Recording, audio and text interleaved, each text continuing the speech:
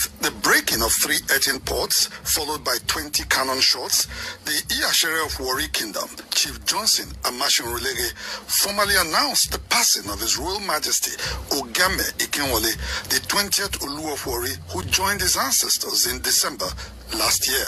As is customary, the announcement of the demise of an Olu immediately paves way for the unveiling of an Olu designate, otherwise known as Omoba. Prince Shola Emiko was presented to the Shekiri Assembly as Olu designate. He would later be installed as the 21st Olu of Warri Kingdom. Before this formal unveiling of the Olu designate, a lot of scheming took place as several groups were pushing and lobbying for their preferred candidate. The only ruling house in Warri Kingdom, Giniwa I, which is saddled with the responsibility of providing a candidate, met, deliberated, and chose Prince Shola Emiko, after which they duly wrote to the 5-member Olu Advisory Council, chaired by the Olu Bushere of Warri, Chief Airi Emami.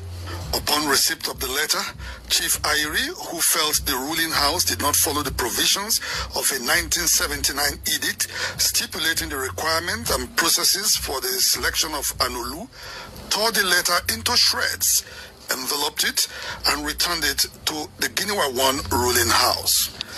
I condemn it in totality. It was not matured of his position. It was not matured of any civilized and educated person to do that. It is wrong.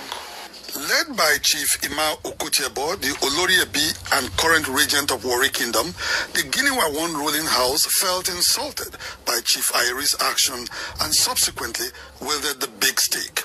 What followed was Chief Airi's suspension as the Olu Bushere of Warri Kingdom. Chief Airi Imami, having exhibited actions and tendencies unbecoming of the position he occupies, and having proven himself unworthy of the Olu Bushere too, is hereby suspended from the position.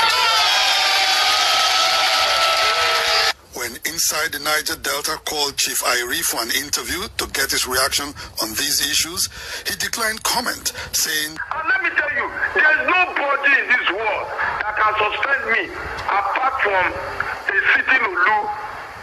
Surprised, very, very surprised. And it's something, you know, when something wants to go wrong, it goes wrong. Otherwise, this edict would have been amended. The father of a man who has been selected or designated now, so he would have taken steps to amend this thing easily. And nobody would have quarreled with it, because we're Yoruba people as such, He would have amended it, but he didn't amend it. They amend the law still remains. It is this same provision that disqualified this man now, the designate now, from being, he would have been the Olu instead of the late one. As his own attempt to bypass the 1979 edict, the late Ogame Atuashe II had invoked his right of what the Shekiris call affirmation to make a proclamation, including Yoruba tribe as one of the places and intending Olu's mother must hail from. The affirmation, especially when not challenged, is binding on all Shekiri people.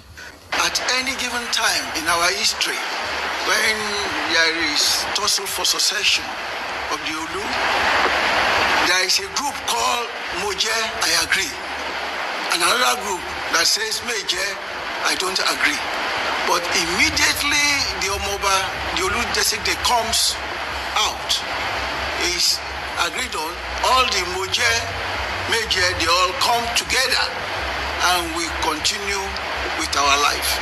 So it's not new, and already that is happening. Reconciliation is going on as we speak.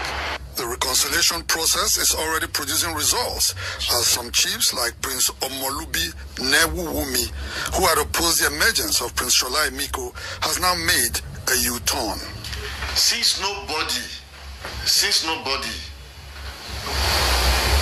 grow up to the extent of stopping that process that came up on the 5th, then I'm advising my brothers, my sisters, that we should